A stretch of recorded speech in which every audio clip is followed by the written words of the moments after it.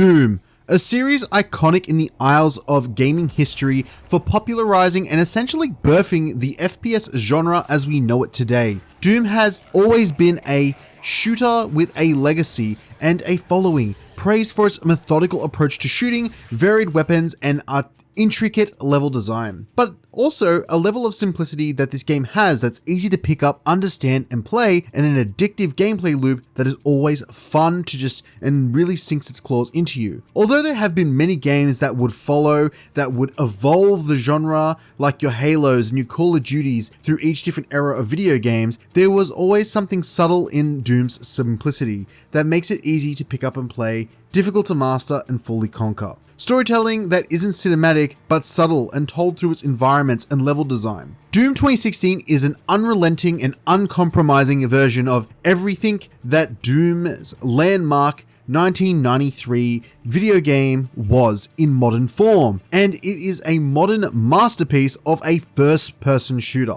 Doom 2016 is what I imagine the 1993 equivalent being if it released today in the modern age, with a heavy focus on movement, gory kills through the use of glory kills, exceptional level design that feels full of hidden rewards and secrets, and that make you incentivized to just go off the beaten path and look in like little areas, but not too open that you get lost. Arena-styled rooms which are rich with environmental storytelling, as well as quasi-styled arenas in terms of like their intentional layouts and design and structure for these combat encounters that you will face. Ultimately, what seals the deal here is an ensemble of incredible weapons that feel unbelievably satisfying to use, with like god tier sound design that packs a punch and that really gives a weighty feeling to each weapon. Like you got the Gauss cannon that makes this sound that pushes you back as well. It's feeling, the way that it like the weapon controls, everything about it. There is a main fire, alternative fire to your weapons. Kills feel varied and full of expression too, and the soundtrack composed by Mick Gordon is absolutely blood pumping and is a masterpiece in of itself. The FPS genre has many different personalities that a game tries to convey through their characters, their gameplay, with Freeman from Half-Life articulating your wit, and Master Chief from Halo making you feel like a super soldier. The Doomslayer makes you feel like a one-man army, a brutal killing machine, and Doom 2016 masterfully invokes this feeling and does it in ways and with mechanics that make it feel effortless. And that feeling in of itself is what enshrines this game as a masterpiece. And I might be giving too much away here in the introduction, but I'm here to tell you why Doom 2016 is an absolute masterpiece. And if you love FPSs and haven't played this game, you owe it to yourself to pick this one up and play it. So without further ado, let's get into my video for Doom 2016. Now I want to talk about the meat of this video, the big thing that I think makes Doom 2016 such a masterpiece, and that is, of course, the combat, which operates like a dance that is comprised of slick movement, impactful gunplay, and strong enemy variety. Each of these iconic demons comes with a strong set of abilities that pressure you and allow you to think and swap between your weapons, and think about the weapons more as tools. Every enemy is a nail and you are the hammer. Playing as the Doomslayer is a power fantasy, but it walks this genius tightrope that has been at the core of Doom's DNA since its original release, and that is making the enemies and monsters from hell feel like a challenge. So when you're powering through and steamrolling the enemies, it feels earned and you feel like an absolute monster that the Doomslayer is.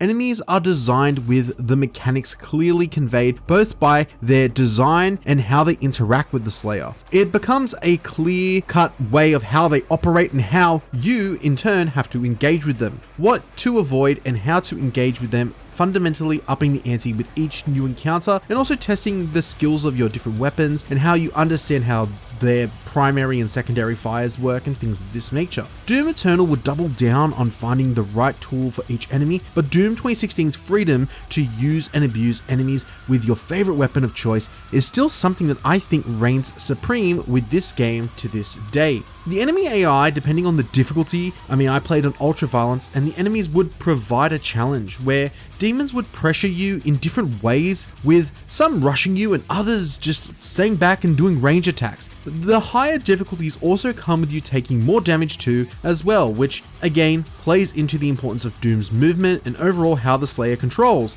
And let's discuss that. The way the Slayer controls here feels smooth, satisfying, and fast. When I originally played this game back around its release, I played through the Xbox One using a controller and it handled well. But man, I have to tell you, and I don't want to sound like some elitist or whatever, but the way that Doom's 2016 plays on the keyboard and mouse feels unrivaled in its fluidity, momentum, and how smooth your overall movement and getting around and being able to react, and that level of reactiveness, precision, it feels, it's unmatched, unrivaled, and it just performs so well, and it's just buttery smooth, and it really helps nail that overall setting, tone, and rhythm of combat. The flow of combat in of itself for each encounter operates as part of FPS, where you are utilizing each weapon and piece of equipment efficiently to wreak havoc, but the flip side is a resource management loop where you are thinking a few steps ahead of how to keep up your health and ammo above zero capacity and in steady supply. The weapon feedback feels weighty, punchy, and every smack, slam, or crack that comes with the various glory kills feels like you are absolutely mincing and mashing your enemies to dust.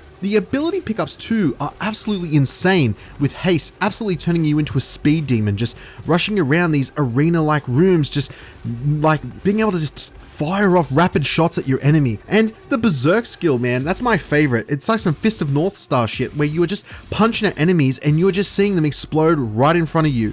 It's absolutely incredible and it makes you feel indestructible. This is where the mechanics like the chainsaw as well that I'd like to talk about come into play when talking about things like resources and this flow of combat, because the chainsaw and the glory kills are a genius concept that is factored into this gameplay loop and is the thing that keeps it going like clockwork, because they force the player to get up and close, but on the flip side offer a huge reward of restocking and resupplying your ammunition or health in return. But the chainsaw isn't something that can just be spammed either. It has its own resources, which makes it work as an insta-kill and also an ammo reset that can turn the tide of an encounter.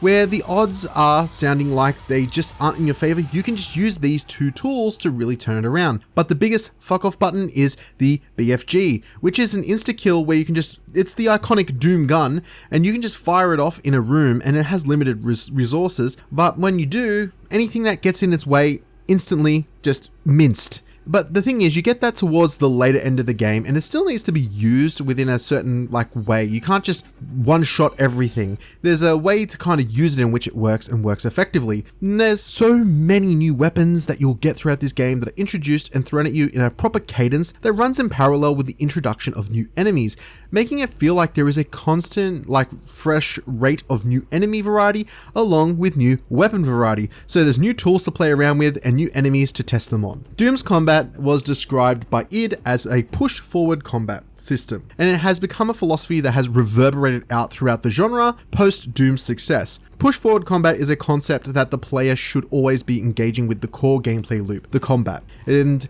I like to think about how perfectly this works with you engaging with the enemy. You glory kill them, you get health and ammo, which allows you to continue killing more enemies, and then you are able to rinse and repeat and use all these different tools like your chainsaw, your BFG, and you're still you're always thinking strategically, but you're not overthinking, you're just doing, and you get into this rhythm where it just sinks so well. Doom's 2016's combat in a nutshell is one that can be punishing and kick your ass if you are unprepared, or it takes some time to really just get comfortable, but once you master it and start to get the hang of it, it can be so rewarding and satisfying, and that rhythm and flow of combat is what makes you feel like an absolute badass and really tap into that power fantasy of being the Doomslayer. It is worth discussing the level design for Doom 2016, because I believe there is a solid foundation and structure that makes each level feel neatly woven together and comprised of many different components that make each level so engaging and satisfying. Whether we are discussing the open levels that play out here, where you have secrets and puzzles littered throughout the levels, and yeah, they have the returning skulls and keycards and things that progress the level forward that you would expect from a Doom game. There is also some light platforming and puzzle segments too that go along with it. Whilst shorter and not so much of a pace changer like in Doom Eternal, they still are here in Doom 2016, and it is a nice, subtle little way to break up the levels and incentivize different forms of exploring. The puzzles and traversal, whilst looking real nice and bringing the atmosphere to life, ultimately serve to move you to these different arena-like rooms where the onslaught of brutal demon destruction ensues. The layout of these rooms that I refer to as arenas feel neatly structured and cleverly crafted in their design, with the use of pickups and enemies that they choose to incorporate for each encounter, calling you to move around and jump to different floors and utilize each arena in a unique way for the enemies and pickups and different placements that they've put and provided in this particular moment in the game. Everything feels handcrafted, meticulously tuned to work, and it creates the environment that Doom 2016's combat loop instills, and it's this continuous tug of war between offensive and defensive play, and also the right amount of pickups too, which make you always feel like you are thinking fast on your feet but are somewhat more in control. Whenever you pick up one of these various different types of pickups, it is like a leverage changer. It's something to establish control in that tug of war to the Doomslayer. Each room in Doom feels like a puzzle that needs to be solved, but one that comes with multiple variations of how it can be solved. And with that comes a ton of player expression in the way in which you choose to do so. Even out of combat, there is so many things that are tucked into Doom's level design, whether it's events or different little platforming segments with hidden things that you can discover and different ways to level up, which we will discuss more in a moment. But overall, the way that the combat is structured in these arenas are meticulously crafted and put together. It really does facilitate an intricate and intentional form of design with how it have crafted this. And in execution, it is an exceptional playground for you to let loose, with gravity lifts, teleporters, and multiple different environmental hazards, all to test your awareness and efficiency. And I never got tired of seeing what each level would offer up next, and that's the beautiful part. It never runs out of steam. It always feels like there is a ceiling and you are always pushing forward, closer to trying to reach it. It's a game that is simple in its design and how to pick it up and play, but it's very difficult to really hone in and master it. And I'm just keen to go back and play it again on Nightmare difficulty when I get the chance. Because honestly, man, between the level design and gameplay loop, there is something that is just an opus in how this FPS has been crafted here, and I think Doom 2016 absolutely nails that still to this day. And that is something that can't be said for many first-person shooters. There's upgrades for the Doomslayer, there's upgrades for your weapons, and then there is perks that will help alter the way that this gameplay functions. So, the first and foremost, I want to talk about the upgrades to the Doomslayer. These come in the form of the Praetor suit, which can be upgraded through modules that can be found on dead soldiers that are scattered across each level. Again, incentivizing exploration of these different levels and providing upgrades as you explore and rewarding you for that exploration. There is also different orbs called Ardent Energy that are scattered across each level as well. These offer more permanent upgrades to the Doomslayer's health, armor, and overall ammo that he can carry. These tie the Slayer's exploration to essential rewards, and they really do incentivize you exploring every nook and cranny of a particular level. The next core pillar that we're going to discuss is the weapons. So the way that weapons work here in Doom is that they have two different modes of fire, and you can find these different robots scattered across a level. You can punch one of them out, and then you take this module that thack it into a particular weapon, and with that you have an alternative mode of fire. With that comes 2 perks for each weapon, and then through completing different challenges and in the given level, or taking out all the foes on a given level, you will increase that combat rating in the top right corner there, and that will give you a certain amount of points and tokens that will allow you to unlock the 2 perks for each weapon. And in doing so, you will get a third perk, which comes with its own challenge. And that just shows and asks that you understand how this alternative mode of fire works, and completing a challenge that's not really that difficult generally to do. And when doing so, you get an overpowered third perk. These guns are incredible, and I think that the way these perks work, it's nothing groundbreaking in concept, but it is this steady stream of progress that you feel like you're getting. Every arena that you step into and all the enemies you face, it's getting you even closer to earning more tokens. There's different challenges for each level which give you tokens, and all of these can be used to upgrade each gun, give you alternative firing options, and just make you feel like an absolute badass. And like I said earlier, you are getting a steady stream of new guns and new enemy types throughout this whole game that it doesn't feel like it's ever pulling any punches or pumping the brakes on you. And on top of that, you're also getting alternative modes of fire for each of these weapons. It's insane, man, and you're not going to be like, and it's not too overbearing with its customization either. You're not going to be stuck in menus all the time. You can just go at the click of a button, change your fire mode, and just be on your merry way attacking enemies. It's insane. The progression in a lot of ways is just a ton of fun. But that's not all. The last form of progression I want to talk about is a way that you can mix and match and tailor your playstyle for how you want to approach this game. And that's through the usage of runes. Runes are like perks that you can mix and match and have about 3 of them tied to the Doomslayer. Some of these can be getting armor drops for glory kills or having enemies be staggered for a longer period of time. These runes can be acquired through different rune trials that are scattered across the map, again incentivizing you explore each level, and the activities for these said runes aren't too complicated either. And I think that the activities sometimes, they can feel like a bit rinse and repeat and a bit mundane, but overall, the reward for them is different perks that do like enhance and make a level of customization to the experience. And I think that overall, this is pretty refreshing and faithful to what Doom is in terms of how you have the flexibility to play as you want, and you are given the options to just kick hell's ass in style. Okay, now I want to talk about 2 of the major components that I think solidify Doom 2016 as a masterpiece of a video game, and that is its sound design and presentation and its visual presentation. First and foremost, I want to talk about the heartbeat of Doom 2016, and that is the game's soundtrack and sound design. Firstly, let's tackle the soundtrack. Composed by the god himself, Mick Gordon, and still today it is one of the most energetic and aggressive soundtracks, and it is an absolute opus in the realm of video game soundtracks, embodying the feeling of being set on the warpath. The iconic rip and tear is heart pumping, and every time BFG Division starts to play, you know you're about to fuck shit up and you are the Doomslayer, the immovable object. The best way I can describe it is through that line in Watchmen, because it isn't you who's locked in hell with the demons, but the demons who are locked in hell with you. One awesome thing about Doom's soundtrack is how it operates in combat. When landing a glory kill on an enemy, the music will briefly fade out or pause whilst executing that glory kill, focusing purely on the sound of cracking limbs and smashing skulls,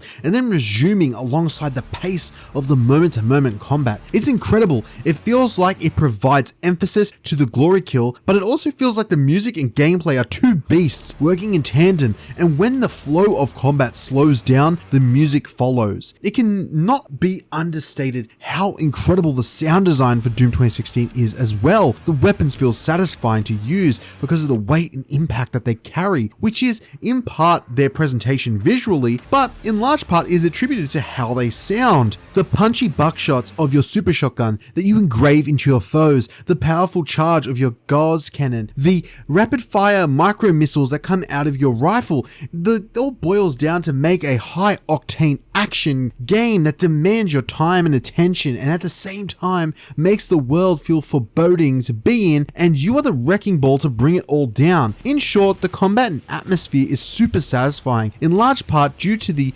culmination of the game's score and the brutal sounds of your bullets plunging into the demonic foes that you are just crushing. If Spider-Man's movement makes you feel like Spider-Man, the Doom soundtrack is what makes you feel like the Doomslayer. It is where the adrenaline and overall atmosphere comes into full form, and Mick Gordon's work is one that should be studied for years. Next up, I want to talk about the visual presentation for Doom 2016. It is incredible. It feels so inspired, and whether it's the rundown tech facility on Mars or the brutal hellscape that is the ancient demonic architecture or monolithic towers that are foreboding in the background with carcasses of ancient demonic creatures. It's just fantastic. It's a spectacle to behold, and it's what makes the atmosphere of Doom come to life. It's what makes many of these arenas and environments that I mentioned earlier feel so unique and satisfying to traverse through and engage with. As I stated before, there is something incredible about how Doom is able to invoke a feeling through its presentation, where it cultivates and conducts its environmental storytelling, or portrays the demonic overworld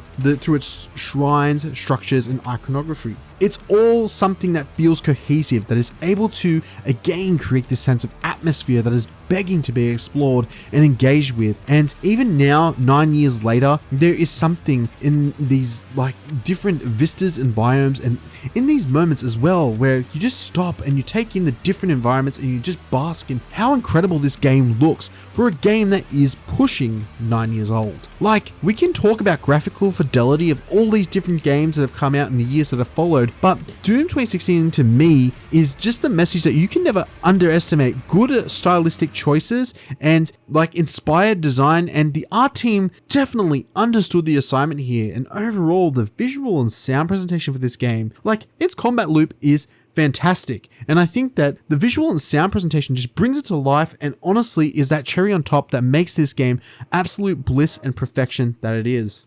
So now I want to bring this whole video together. I just want to discuss my final thoughts, and in short, Doom 2016 is one of the best first-person shooters I've ever played. There are so many games on the market, so many shooters that are worth playing on the market, but I feel Doom 2016 ranks among the top because it is a game that is simple to pick up and play through, but it is difficult to master, and it has a high skill ceiling and an endless amount of player expression and more ways to maximize efficiency in how you conquer each level. It's a game that just has an endless amount of replayability to it. Doom 2016 is impactful as well as a video game for how uncompromised it feels, and it's distinct and refreshing. It was a breath of fresh air in 2016, and it still holds up as something special now today in 2025. 9 years later. It truly is a testament to how id has been able to modernize Doom in a way that feels faithful to its predecessor, its legacy and roots, and it's not buckled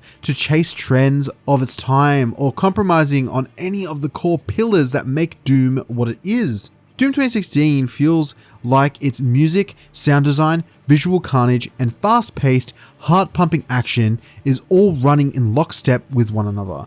Upon writing this script, I was just thinking of this like one word continuously to just summarize how I felt about this game, and really that word that I came to was harmonious. It is all working in perfect harmony and synergy with one another. It is all perfectly synchronized in a way that is damn near perfect. It feels like Doom never pulls its punches, and it walks this tightrope between kicking your ass and providing you the tools to kick the game's ass. One thing that Doom nails in spades, and I think that it really does make you feel like the Doomslayer, but boy does it make you earn that feeling, which is what makes it so goddamn satisfying when you pull it off. The soundtrack for Doom, man, it is one that I truly do believe is one of the best video game soundtracks, period. And it is the beating heart that makes the combat feel as complete and satisfying in a way that is hard to properly define, but it is instinctive in how it feels. The combat is smooth as butter with an incredible amount of weapon variety, enemy variety to match that are steadily introduced into this experience,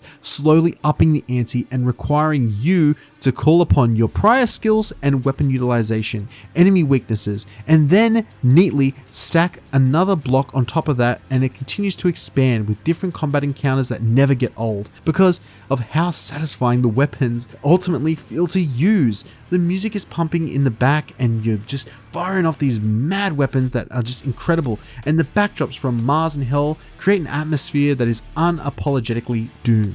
Simply put, if you are a fan of first-person shooters, then Doom 2016 is an absolute must-play of a video game, because simply put, this game is a masterpiece of a video game and a must-play for anyone. So yeah, I recommend Doom, and looking back on this game 9 years later, I still love this game, and if anything, I've only grown more fonder for it. Thanks for watching, and I'll see you in the next video. I'm going to be trying to get a video out for Doom Eternal as well, and on top of that, I've got a few others in the pipeline. But thank you always for your support and watching these videos. It means a lot. And if you made it this far, maybe consider subscribing or hitting that like button, as it does help me out. Or just leave a comment below on how you felt about Doom 2016 and what impact it's had on you, whether you like it, dislike it. Curious to hear how you feel. But anyways, take care, and I will see you in the next video. Have a good one.